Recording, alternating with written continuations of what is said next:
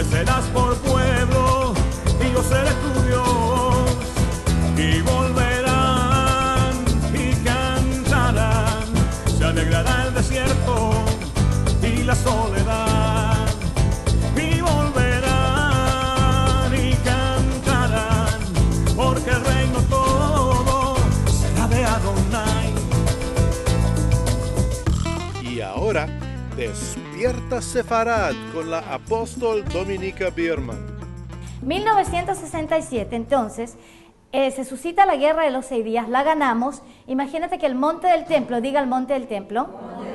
Ahí estaba el Beit Mikdash, ahí estaba el templo santo de Yahvé, ahí se construyó el primer templo de Salomón, ahí se construye después del primer exilio a Babilonia, llegan en el tiempo de Nehemías, en el tiempo de Esdras. Léanse todos esos profetas, Nehemías y Esdras. Llegan entonces a restaurar el templo, restaurar los muros de Jerusalén, los exiliados. Daniel profetiza que ya habían pasado 70 años, se pone a interceder y a orar en arrepentimiento por su pueblo. Yahvé retorna el pueblo a la tierra, se construye el segundo templo. Diga segundo templo. El segundo templo no fue tan hermoso, tan precioso y tan maravilloso como el primero, pero llega entonces Roma a regir en Israel. Roma se pone a regir en Israel porque hay división interna entre el pueblo judío y llaman a los romanos para interceder en esa división y esa guerra civil, y los romanos, cuando uno le da un dedo, se toman toda la mano. Por eso la palabra nos dice que cuando ustedes tengan pleitos y divisiones, nunca llamen al mundo a interceder por ustedes o a ayudarles a solucionar sus divisiones y sus pleitos, porque si usted lo llama al mundo a venir y a solucionar sus problemas, el mundo va a tomar control de tu vida y de toda la iglesia y de toda la congregación. Amén. Amén. Recuérdense bien de eso, porque nosotros los israelíes cometimos ese error fatal con Grecia y lo cometimos también con Roma. 2 veces habían pleitos internos, Grecia toma control y el templo también. Los macabeos, logran acaparar el templo de nuevo, tomarlo y también limpiarlo de toda iniquidad, de todo paganismo, de Júpiter, de quemar chanchos en el templo, encender la menorá. Tienen un milagro maravilloso, se multiplica el aceite en 8 días y la menorá se enciende en el templo de Jerusalén. Después, siguen rigiendo por 100 años los hasmoneos en Israel y de nuevo se suscita una división interna. Llaman a los romanos para que vengan a mediar en esta división. Los romanos dicen con gusto, se vienen a mediar en la división en Israel y se toman la tierra. Entonces ya los romanos entonces tomaron la tierra y ellos apuntaron a un rey pelele, a un rey marioneta, un rey que era convertido al judaísmo, que era, si no me equivoco, él era edomita, pero era convertido al judaísmo, el rey Herodes, el Magnífico, que era un rey terriblemente cruel, que mató a cantidades de gente, incluso en su familia, pero también era un gran arquitecto. Y él reconstruye, no es que construye otro templo, sino que reconstruye y hermosea y lo hace el segundo templo muy lujoso. Lo levanta sobre una gran plataforma que se llama hoy, usted la ve, la plataforma está la mezquita dorada, que no es una mezquita de oración, sino que se llama el Domo de la Roca, y está también la mezquita del Aqsa, la mezquita más negra o plateada que está allá. Están sobre la plataforma, diga la plataforma, que edificó el rey Herodes. ¿Para qué? Para encontrar favor y gracia con el pueblo judío, porque nadie en el pueblo judío lo quería, porque sabían que era rey pelele, era rey marioneta, un rey muñeco de los romanos, por ejemplo. Por lo tanto, el pueblo de Israel no lo quería para nada. Entonces reconstruyó el templo, lo hermoseó, puso más menorá, más oro, más plata, todo lo que usted quiera. Y de eso no quedó piedra sobre piedra cuando Yeshua profetiza que todo el templo va a ser destruido, pero lo que sí quedó es la plataforma. Diga la plataforma. El templo no quedó, pero la plataforma sí quedó.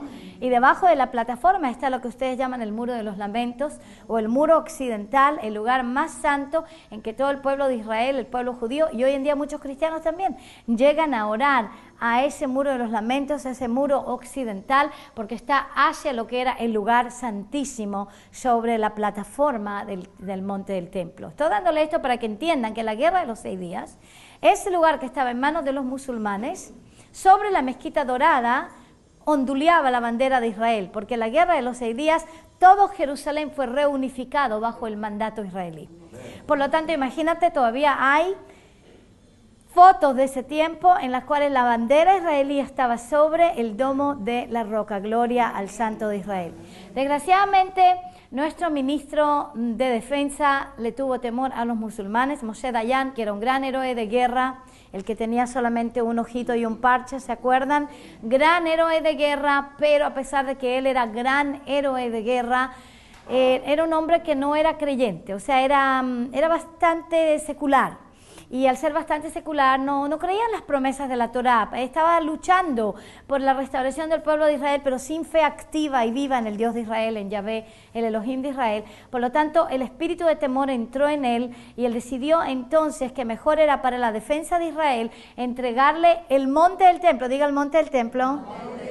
En donde se reconstruirá el tercer templo, en donde estará sentado Yeshua para regir a las naciones por 1000 años. Y usted sabe que él no va a volver a Lima, Perú, ni a Miami, Florida, sino que él va a retornar a Jerusalén, y él no va a regir de dentro de una mezquita, va a regir de dentro de su templo. ¿Cuántos dicen amén a eso? ¿Se reconstruyó el templo? Sí, otra vez más. Yahvé nos dio en nuestras manos el monte del templo en bandeja de plata en la guerra de los 6 días.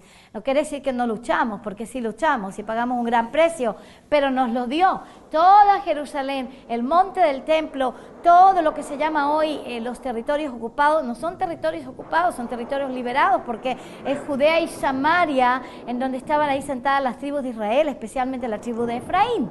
Por lo tanto, todos esos territorios retornan a Israel, aleluya, pero eso es porque nos defendimos. Nosotros no atacamos, nos defendimos solamente y entramos en un Rehoboth, empezamos a abrir territorio. Las alturas del Golán, en donde estaba la tribu de Menashe y Gad, en toda esa área del Golán ahí, en la frontera con Siria, todo eso, aleluya, llegó a las manos de Israel en 1967 a través de los despojos de guerra, pero todo eso es parte de la tierra de Israel prometida a Abraham, Isaac y Jacob, y el Salmo 105 dice hasta 1000 generaciones. Amén.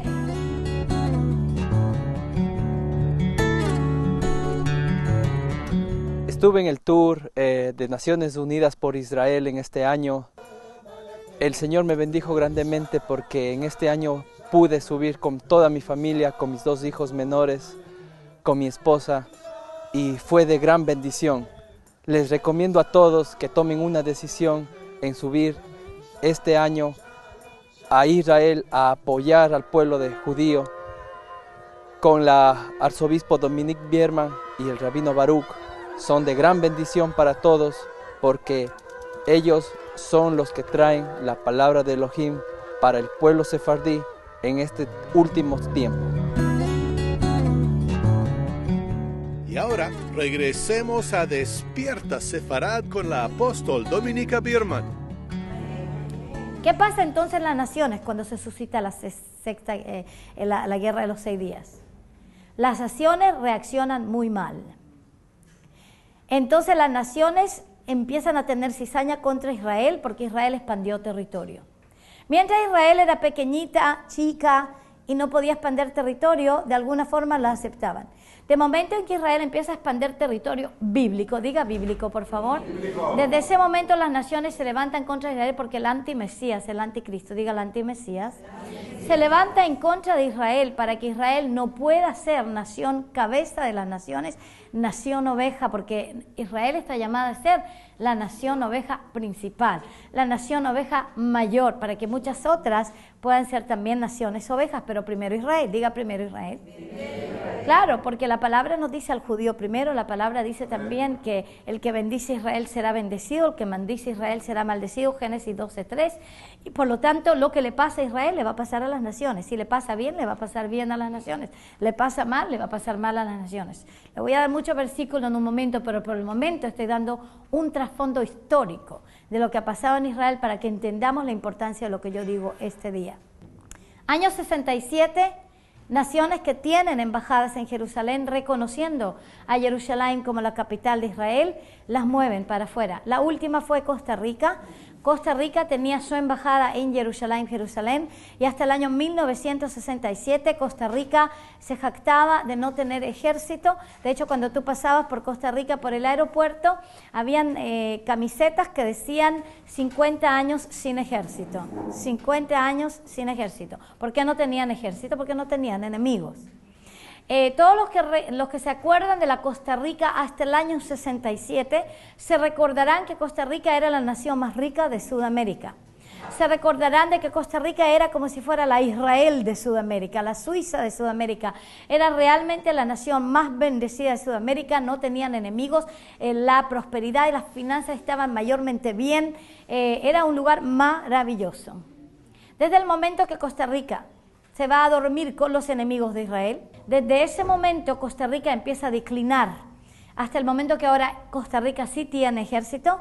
En Costa Rica hay mucho peligro y mucho crimen, y en Costa Rica hoy hay una pobreza feroz. Todo eso es porque en el momento que le dio más importancia al petróleo árabe de lo que le dio a las promesas en la Torá y en la Biblia, en la palabra de Adonai, desde ese momento que se tornó en contra de Israel, diga contra Israel, y movió su embajada de Jerusalén a Tel Aviv, desde ese momento cayó del hoyo de la maldición, porque la palabra dice en Génesis 12:3, yo bendeciré al que bendice Israel, y voy a explicar lo que eso significa. La palabra bendición es braja, diga braja. Viene de la palabra berej. Hoy se sanó Jorge de su rodilla. Viene de la palabra berej. Casi en todas las reuniones que hablo sobre Israel hay gente que se sana de sus rodillas, porque la palabra braja viene de la palabra rodilla, berej. Diga berej. Rodilla. Entonces lo que dice el santo, el Elohim, el Dios de Israel, dice, yo me arrodillaré, él se arrodillará enfrente de aquellos que se arrodillan y se humillan para bendecer, favorecer y honrar a Israel.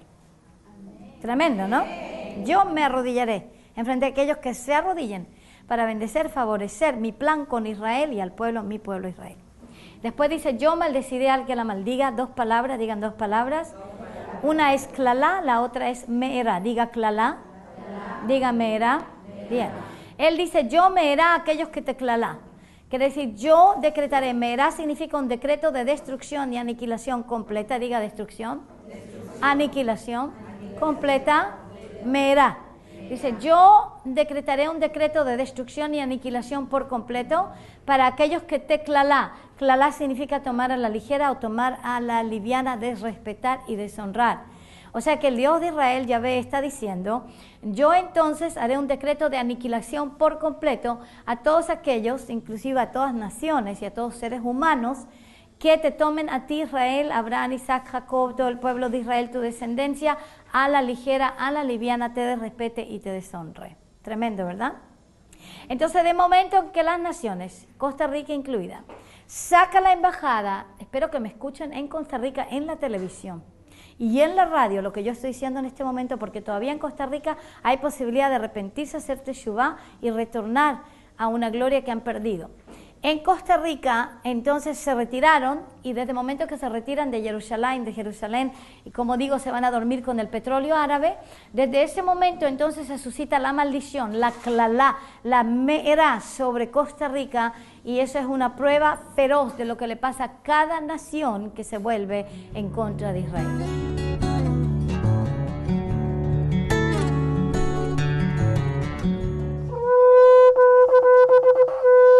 Qué gran bendición hemos descubierto el visitar la tierra de Israel, en especial en la fiesta de tabernáculos, en este precioso tiempo que hemos llegado a ser parte de las Naciones Unidas en Israel. Por eso queremos hacer extensiva la invitación a toda Latinoamérica. La invitamos a subir a la fiesta de Sukkot junto con Naciones Unidas por Israel, a disfrutar de un evento especial lleno del Espíritu Santo, de bendiciones, milagros, prodigios. Les invitamos, únanse en esta peregrinación, no hay otra, es única en este tiempo que está llamando Adonai a América Latina. Despierta Sefarad, vamos Sefarad a Israel.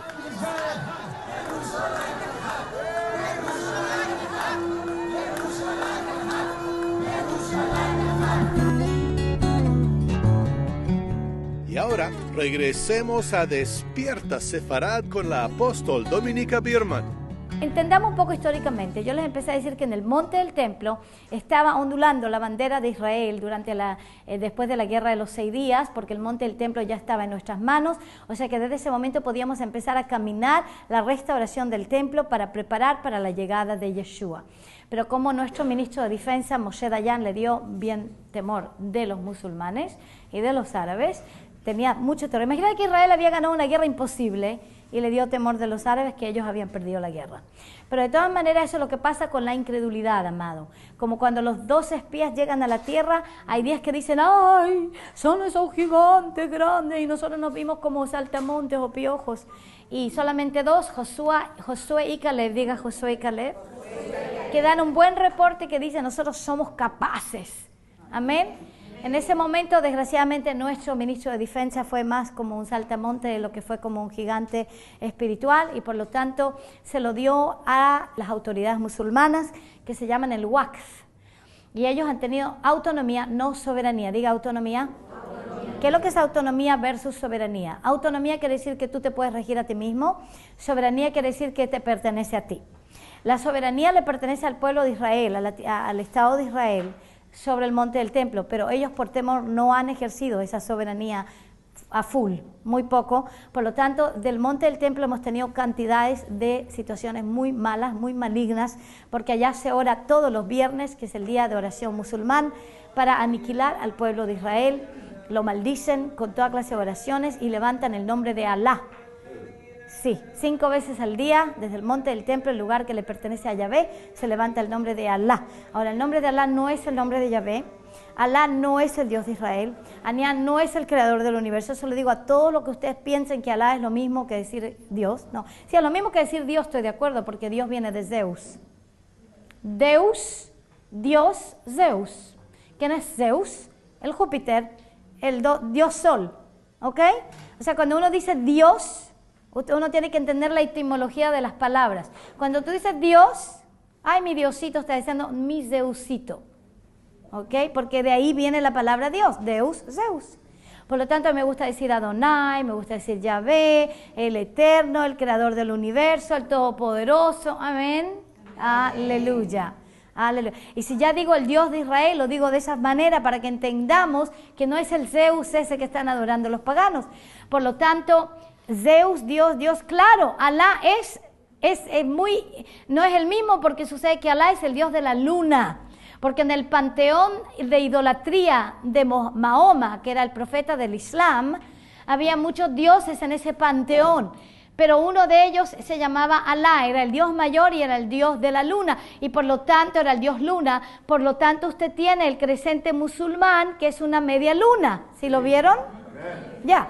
O sea que en el cristianismo se ha adorado a Júpiter y al Dios Sol a través de fiestas paganas como Navidades y cosas así. Y en el Islam se ha adorado al Dios de la luna a través de la creciente luna allí, Alá. O sea, Alá no es el Dios de Israel, Alá no es Yahvé, Alá no es el creador del universo, y ese es el nombre que es proclamado sobre el monte del templo 5 veces al día. Dime, ¿cuánto le gusta a Yahvé que en su monte de templo, donde va a poner el templo, donde se va a sentar Yeshua, en donde Él ha regido a todas las naciones en el pasado, en donde su Shejinah, su presencia estaba sentada ahí, el arca de pacto estaba sentada ahí estaba el poder y la gloria de Yahvé? Cada vez que teníamos el arca de pacto con nosotros ganamos y teníamos victoria, y el mismo lugar se va a sentar Yeshua a regir a las naciones con vara de hierro. ¿Y usted cree que le gusta que estén proclamando que Allahu Akbar, quiere decir que el nombre de Alá es el más grande que todos los nombres? No le gusta. Y yo te digo a ti, cristiano, que estás muy político, mejor que hagas política bíblica. Porque yo te voy a decir algo, una cosa, a Yahvé no le interesa la política de las naciones ni del mundo. Él tiene una política, se llama política bíblica. Y esta política bíblica impacta y afecta a naciones en su moralidad interna a través de su Torah y sus 10 mandamientos, y afecta todo el tipo de política externa, de asuntos exteriores para con Israel, de acuerdo a su pacto que él tiene con Israel, y no de acuerdo a lo que piensa la ONU o piensan todos los antimesías de este mundo. Aleluya. Alguien, gracias, Señor. Gracias, Yahvé. Gracias.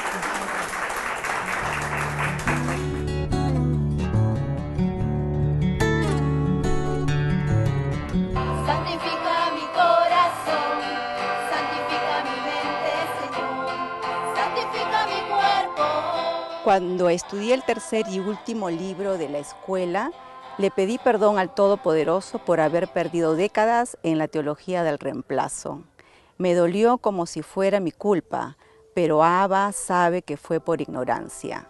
Ahora que estoy en el camino correcto, se cumple lo que está escrito, te haré entender y te enseñaré el camino en que debes andar. Sobre ti fijaré mis ojos. Salmo 32, 8. Considero que el propósito de Abba para mi vida, de toda la instrucción recibida en la escuela Ahimab, es quitar el velo de ceguera espiritual de los hijos de Dios, porque el juicio comienza por la casa de Adonai. Primero hay que limpiar la propia casa para llevar luz a otros. Shalom para todos, comenzando por Israel, el pueblo elegido del gran Yo Soy. Y ahora regresemos a Despierta Sefarad con la apóstol Dominica Biermann. La política de este mundo, y estoy hablándole a la iglesia porque la iglesia que dice, yo no me meto a la política. De momento que tú no estás del lado de Israel, ya te metiste a la política. Del momento en que te has lanzado a decir cosas en contra del pueblo de Israel, porque esos pobres palestinos, te metiste a la política, porque te dije que la causa palestina es la causa de Hitler y ya la vamos a hablar. Y si no me sale en este programa, me saldrá en el próximo, pero quiero que entiendas de que esa causa se levanta porque Hitler construye un ejército en Palestina de ese tiempo, que es la tierra de Israel, y no voy a decir más. Y ese ejército se llama el OLP, la Organización para la Liberación de Palestina. Hitler lo construye a través de un gran mufti en Jerusalén que se llama Hayamin el-Husseini, que le pide a Hitler que le construya ese ejército para ejecutar la causa de la solución final, que es la exterminación del pueblo judío en la Europa, que también pase dentro de la Palestina, entonces, que es la tierra de Israel. Lo dije en corto, pero me voy a alargar y me voy a extender más en otro programa. Pero entiende que cualquier persona dentro de la iglesia, diga dentro de la iglesia, ¿sabes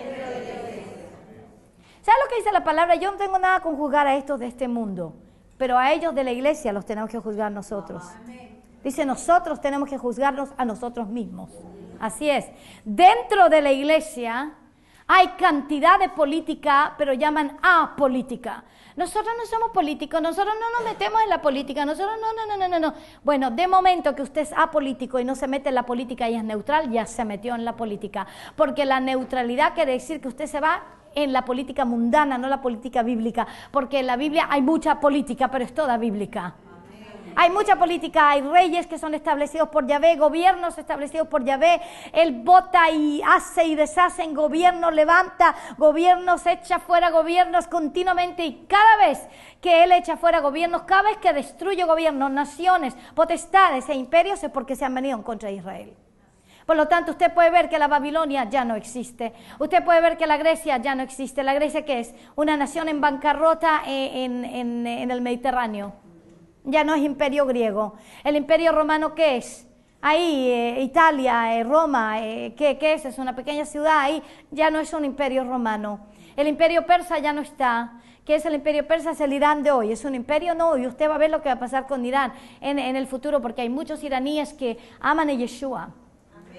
Y hay muchos iraníes que están batallando desde dentro para que este régimen anti-israelí sea completamente derrotado, porque lo están matando ellos espiritualmente con todos los ayatolas dentro de Irán. Y yo te digo, que usted no menciona esto, porque en la televisión nosotros queremos tener la política bien puesta. Bueno, si usted es cristiano y una televisión cristiana, mejor será entonces que empiece a proclamar lo que dice la palabra de Yahvé. Porque si nosotros no nos levantamos como pueblo de Elohim en medio de todos estos medios de comunicación sucios, inmundos, impuros, y empezamos a predicar la palabra pura y la política bíblica, ¿quién entonces lo va a hacer? ¿Quién se va a levantar entonces si no se levantarán los hijos de Yahvé, los hijos de Sión, el pueblo de Yahvé, en los medios de televisión, en las redes sociales, en todos los lugares, para proclamar lo que es verdad, lo que es verdadero, lo que es santo, lo que es puro y lo que Él cree, no lo que creen las naciones? Amén. Alguien diga gloria a Adonai. Ayer yo les dije que ustedes se tienen que levantar como esos hijos de Sión, injertados en el olivo natural con el pueblo de Israel, como Ruth a Naomi, ¿verdad? Dije, se tienen que levantar así, porque se tienen que levantar con el denuedo del león de la tribu de Judá, porque ya es tiempo de no jugar más la jugarreta política cristiana, sino que irrumpir a través de toda esa jugarreta política cristiana, en donde nadie quiere ofender a nadie, y empecemos a hablar la palabra de Yahvé tal como está hablada, sin diluirla, sin fórmula. Diga sin fórmula, por favor. Realmente que yo no sé, esas fórmulas son como las leches artificiales que usted le da a los bebés, que no se compara con la leche materna que sale de los senos de las madres. Son fórmulas, ok, el bebé no se va a morir, pero el bebé engorda porque hay azúcar en las fórmulas, y el bebé entonces continúa engordándose y se enferma de esta enfermedad y se enferma de la otra enfermedad, y toda la iglesia está enferma de continuas enfermedades porque tienen las fórmulas de la teología de reemplazo que ha venido contra Israel, contra la Torá y contra la unción del tiempo final. Aleluya. Porque simplemente está tomando fórmulas. Y te digo que el espíritu de Yahvé no funciona en fórmula, y te voy a decir que el avivamiento no funciona en fórmula, funciona con principios bíblicos, y en estos principios bíblicos también hay política bíblica. Yo nunca me olvidaré como cuando yo visité a Estados Unidos el año 2000, antes que el presidente George W. Bush lo escogían para la presidencia. Antes, él no podía ser elegido a presidente porque estaba muy atascado, muy atorado los votos, estaba muy empate, más o menos como lo que pasó aquí. Aquí también hubo un empate bien serio en el Perú, y ese empate está causando mucho problema interno dentro del Perú, te ha suscitado mucha división interna dentro del Perú, ¿verdad? ¿Sí o no?